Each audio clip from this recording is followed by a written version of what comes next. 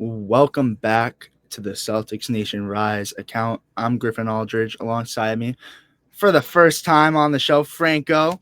We got Seamus and David in here, but with some unfortunate news. We brushed upon it earlier. We talked about it a little bit on the podcast. Go check that out, episode 40. Just posted that, but I'm gonna pull it up. You see it all over the screen, but Jaylen Brown torn, partially torn meniscus. Seamus, you gave us a great explanation from it earlier. You want to read what we've the thing that's been circling the internet right now? You want to read it for us? Well, Jaylen Brown finished the season with a partially torn meniscus. He will be reevaluated this week to determine if surgery is needed. And obviously, we knew earlier in the season, around the mid portion of March, around the OKC game, March 12th, we understood that Jaylen Brown was dealing with a knee issue. And for the rest of the season, we got updates on Jaylen Brown's the lingering knee issue, in which seemed to be plaguing his game near the end of the season. And we heard about injections, and we heard from Jaylen Brown himself that it wasn't going to heal with much rest, yet he was going to play on it. And we all knew that there was something going on with Jaylen Brown's knee. However, now it comes out torn meniscus for Jaylen Brown, and the future is very unknown moving forward with what will happen with Jaylen Brown moving into next season. Now that it's been revealed that Jaylen Brown played through a somewhat serious knee injury at the end of the season and into the playoffs. Yeah, I'm gonna say this, and then I'll go for Franco and David for your guys' thoughts. But it's crazy because that just adds on to all the injuries we had going into this playoff run, and you think about it and you look, that was a real concern, and you saw he had those pain injections, obviously at the beginning of playoffs, and he said he didn't feel 100%, and he started getting up that way. But it's crazy what they'll kind of slide under the bus. Obviously it was a bone bruise. Now we're seeing it partially torn meniscus. So it's crazy what they'll slide under the rug, or is it under the bus? Whatever. But what they'll really push away. And it shows the heart and dedication and love that Jaylen Brown has to be able to play through that. A name that I am reminded of is Kevin McHale when he was, go watch Celtic City. But I'm excited, and I'm not excited about this because injuries suck. We obviously know with Tatum, but I am excited to watch the Netflix documentary because you guys know he's on starting five. So I'm excited to see the backside of this because I want to know what's been behind the scenes, and that's gonna give us a great spot on view. But Franco, welcome to the show. First time having you over here on Celtics Nation Rise. What's your initial thoughts about this, and when this all came out, what are your thoughts? I wish I was here on better terms for my debut, but terrible news, especially after the what we were planning on going into next season is relying on Jaylen Brown throughout the first half of the season, if not even more, with Jason Tatum already battling this torn Achilles injury, and that puts a major fork in the road if this injury turns out to be more severe and ends up needing a meniscus repair surgery, which is 3 to 6 months of rehabilitation. But if it turns out to be um, no non-surgery needed, it looks like it's a 4 to 12 week recovery. So that gives them a better opening. But there's a solid chance that the Celtics could be rolling into next season opener without Jaylen Brown or Jason Tatum on the court, which is a very challenging outlook for this team, especially heading into this offseason. And it makes a lot of the offseason plans really rely on what depth you can rely on and who's going to be the next man up. Obviously, you have other guys around this roster. The Celtics team was just too beat up to compete with the New York Knicks throughout the last series. You had Drew Holiday battling multiple injuries. You look at Tatum, Brown, and then Kristaps with the viral illness. All those players are both all going to be questionable, and they are not really looking at the best shapes of their careers when it comes to health and durability. So you can see the Celtics start to possibly go in the direction of looking for guys that will be able to be the insurance for these guys as they move forward into the playoffs. And also, just going into next season, they're going to need to have a whole bunch of players ready, around 15 players that are all able to contribute, especially with multiple injuries before the season even begins. Yeah, I just want to say, in addition to that, that completely changes up a lot. You look at that, and we look on that the Boston Celtics season really was going to rely on Jaylen Brown next year. And we look at that, and welcome back, David. But you look at that really quick, and so now it kind of shifts, and it's like, what moves do you make in the offseason now? But David, what are your thoughts on this Jaylen Brown partially torn meniscus? What are your thoughts? Yeah, so I mean, Ultimate Warrior for playing through it. I saw this on X today, the quote that Jaylen Brown said right after he got drafted by the Celtics, where he's willing to go to war for the city. And if this doesn't signify or embody that quote, then I don't know what does. Obviously, Jaylen Brown will be the first one to tell you that he's not going to use this as an excuse.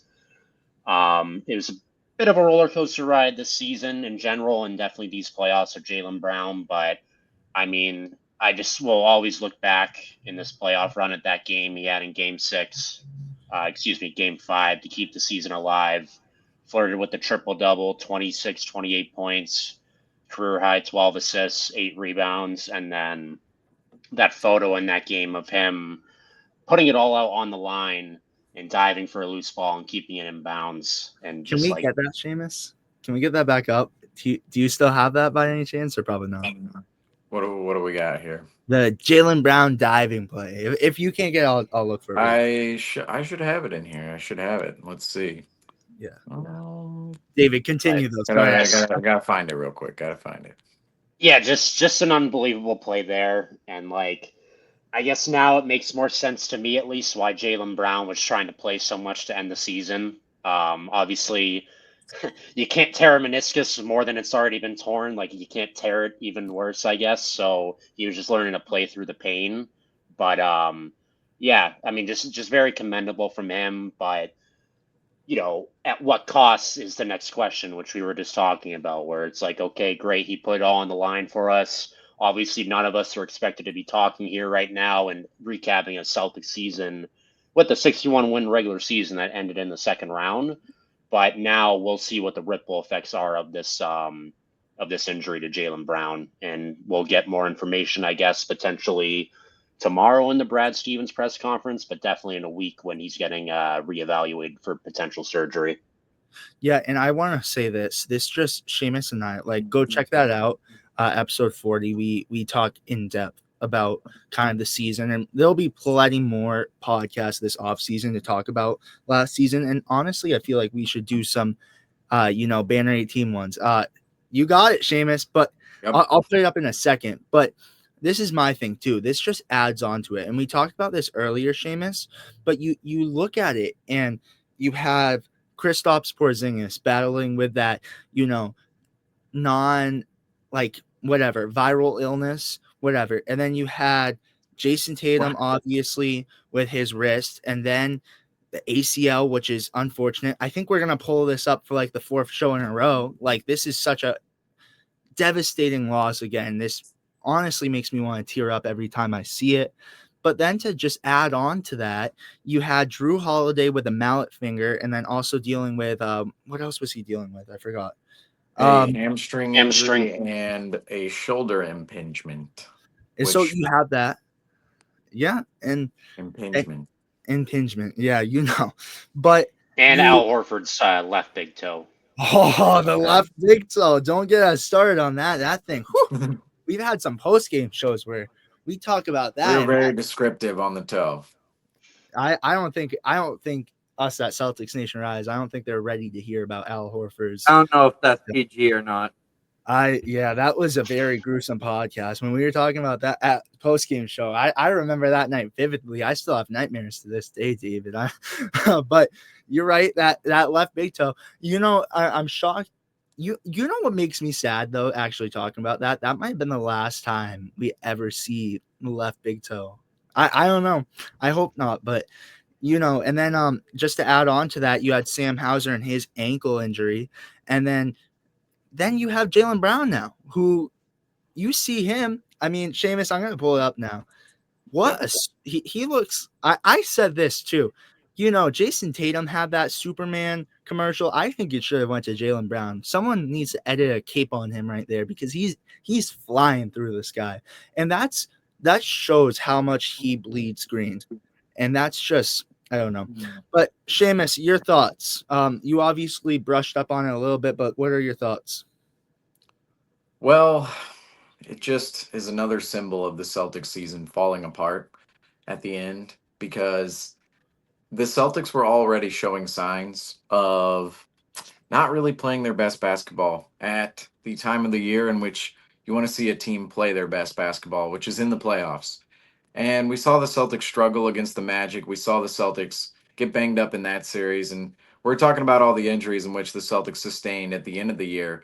But we saw many in that Magic series where obviously Tatum goes down with his wrist injury, Brown dislocates his finger, Drew Holiday with his hamstring, and then come time the New York Knicks come around, right?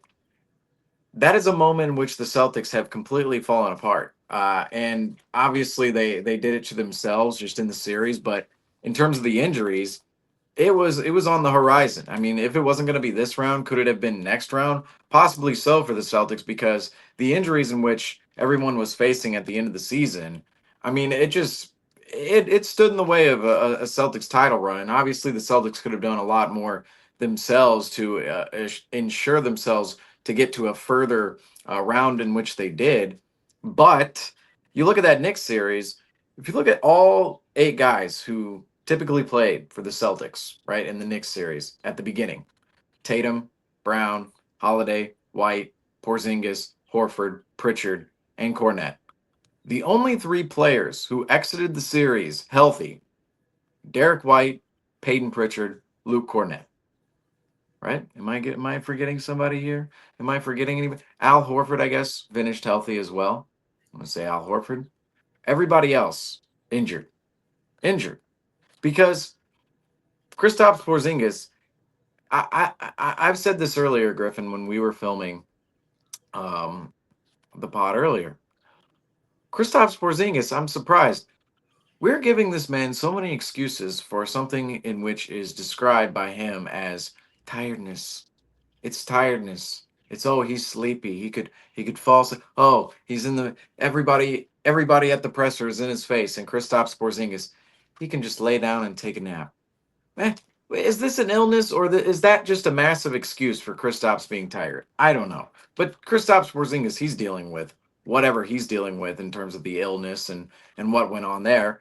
But then you have Jaylen Brown, who we knew wasn't fully healthy coming into the playoffs, and now it's revealed he was playing on a torn meniscus, which explains some of the whack performances we saw from Jaylen Brown, but also adds to the Jaylen Brown legacy, knowing he had a couple of very credible performances in the playoffs, most notably Game 2 against the Orlando Magic when Jason Tatum goes out of the lineup, and then, of course, Game 5 against the New York Knicks. So both series, Jaylen Brown comes up with some very high-level games amidst some not so high-level games through both series, but there were some high-level games in both series for Jaylen Brown mixed in with those other questionable games. And he did that with the torn meniscus. That's insane. That's absolutely crazy to do because NBA basketball is hard to play, and to do that on a knee in which doesn't have any. I mean, the padding. The meniscus is the padding essentially between the knee and. I'm not a doctor, obviously, but your bones and your ligaments. It's part of the padding. Jaylen Brown, that padding was torn, and he's dealing with all the pain. And to do that in an NBA playoff game, to put up the numbers in which he did, especially in Game 2 and Game 5, game 2 against the Magic and game 5 against the Knicks.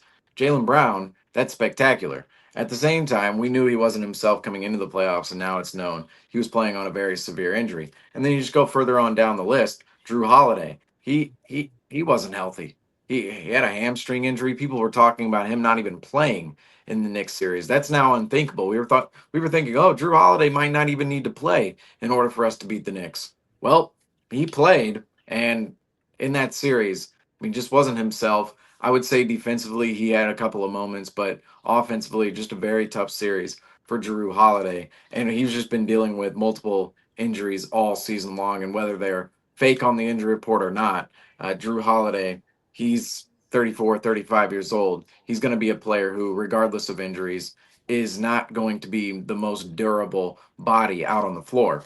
But aside from Kristaps, Jaylen, and Drew, you obviously have Jason Tatum. Jason Tatum tears his Achilles in the series, and it's a wagon that experienced the wheels falling off at the end because those are some of your biggest players. Think about that, Kristaps and Drew. They were the biggest acquisitions of the 2023 offseason, and they're heavily credited with leading the Celtics towards the 24 title alongside the pillars of Brown and Tatum. And then you look at Brown and Tatum, they were also hurt in this series. So just at the end of it, there were only a couple of healthy players, and it was basically half the rotation was healthy, the other half was not. And it just symbolized the Celtics season falling apart the way it did. I mean, it obviously did on court in games 1 and 2, and then in games 4 and 6 as well in that Knicks series. But just the injuries, this is kind of the luck of the draw we see with teams because last year the Celtics went through a playoff run where they didn't see Jimmy Butler. They saw Donovan Mitchell for 2 games. They did not see Tyrese Halliburton. They ran into a 5 seed Mavericks team. And this year, I mean, the Celtics experience the negative variance of injury luck. Last year, the Celtics were very fortunate. Even with Kristaps Porzingis out of the lineup, everybody else was healthy during that playoff run last year, and all of the Celtics opponents were not healthy. And so this year, the Celtics are unfortunately on the other end of that, where they're now the opponent that they're not healthy. They're not healthy. And meanwhile, the Knicks, look at the Knicks. OG Anunoby and Mitchell Robinson, they didn't play the majority of the games against the Celtics in the regular season. We were all piping up the regular season record, 4-0. But OG Anunoby and Mitchell Robinson hardly played in any of those games. Right. And then come playoff time, who's healthy? Oh, yeah, right. OG Anunoby and Mitchell Robinson for the Knicks. And look at the Celtics. I shouldn't say three, 4 of their top 5 players, they're not healthy in this series. And I'm not saying that's the reason why the Celtics necessarily lost, because they certainly could have pulled out games 1 or 2 and this series looks completely different. But at the end of the day, when you're missing Jason Tatum to an Achilles injury, when you see Jaylen Brown come down with a meniscus injury, and Kristaps, he can't breathe for some reason, I don't understand that. And then Drew Holiday, Drew Holiday and Al Horford. I mean, both those guys. I mean, the ages in which they're at 34, 35, and then 38 for Al Horford, those are just going to be guys who, if you push the minutes with them in this 8-man rotation when other guys are not healthy, they're guys who are going to fall apart over time, and not necessarily in an injury way, but just in a stamina way over time. So, I mean, Jaylen Brown's injury, it's just another data point that shows this just wasn't the year for the Celtics, and it's unfortunate, but these things kind of these things definitely happen in sports. In every single sport, you run into injury luck every single year, and sometimes it falls your way, like the 2024 Celtics, and sometimes it breaks your championship run, like the 2025 Celtics, and that's just unfortunately the time, and that's the time slot in which we're at right now. Yeah, well, it's unfortunate, and we will keep you guys updated once we figure out if he's getting surgery or not, and we'll probably do an emergency episode for sure. So I do want to say this too, to just finish out this episode. Again, we were talking about that I couldn't give a whole spiel at the end because I had to go for episode 40, but go check that out. And again, content's going to be booming this off season, and it feels so weird that I don't have exact date for the podcast. I think we'll probably do it Wednesday still. I think we'll still go Wednesdays, but the content's going to be booming. You're going to see Franco all off season, so don't worry. You're getting plenty of Franco content here at Celtics Nation Rise. And I promise, if I have to, I'll grab him by the ear and force Al Horford's big toe on him. So you're going to see plenty of Franco. You're going to see plenty of David, Seamus, and Andrew, and the whole squad this offseason. You're going to see us all. So thank you guys again so much for watching. We will see you guys Wednesday. If not, we'll see you sometime this week. We'll do another podcast for episode 41. But thank you guys again. Make sure to like and subscribe.